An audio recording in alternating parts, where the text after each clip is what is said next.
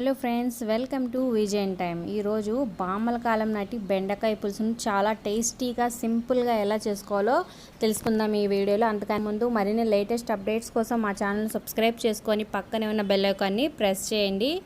అలాగే మీరు lady fingers బెండకాయ ఫ్యాన్ అయితే ఈ వీడియో లైక్ చేయండి, మీ ఫ్రెండ్స్కి షేర్ చేయండి.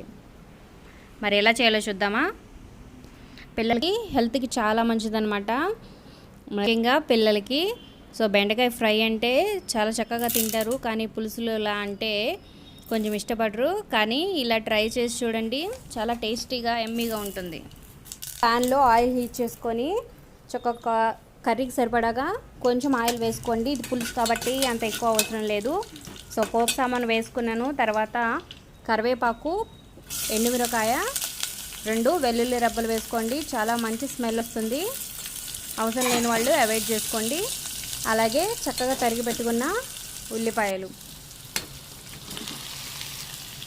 అలాగే క్యూబ్ షేప్లో చక్కగా బెండకాయలను కట్ చేసుకొని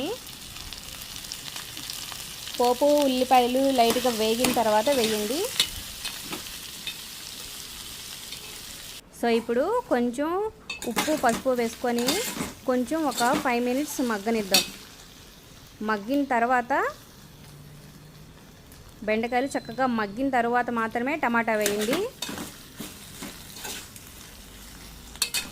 ఇప్పుడు కొంచెం కారం కూడా వేసుకొని మొత్తం కూరకి కలపండి. చక్కగా కలిపిన తర్వాత చింతపండు నానబెట్టుకున్నాం కదా, చక్కగా పులుసు తీసి పెట్టుకోండి.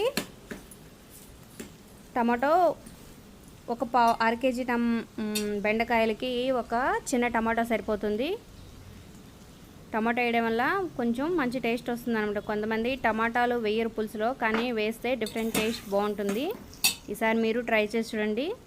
సో చింతపండు పులుసు, అలాగే కొంచెం కావాల్సినంత వాటర్ చక్కగా పోసుకొని మిక్స్ చేసుకొని, సీక్రెట్ ఇంగ్రీడియంట్ అంటే బెల్లం అనమాట.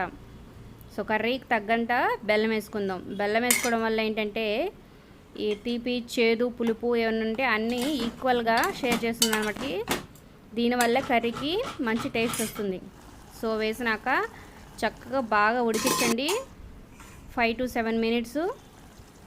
చూసారా, అంతే, రెడీ అయిపోయింది. సో మీరు ఇంట్లో ట్రై చేసి మీ అభిప్రాయాలను కమెంట్ రూపంలో తెలియచేయండి. అలాగే లైక్ చేయండి, షేర్ చేయండి, సబ్స్క్రైబ్ చేయడం మర్చిపోవద్దు. చాలా సింపుల్గా తయారు చేసుకోవచ్చు అన్నంలోకి, అలాగే రోటీ పుల్కాల్లో కూడా చాలా టేస్టీగా ఉంటుంది.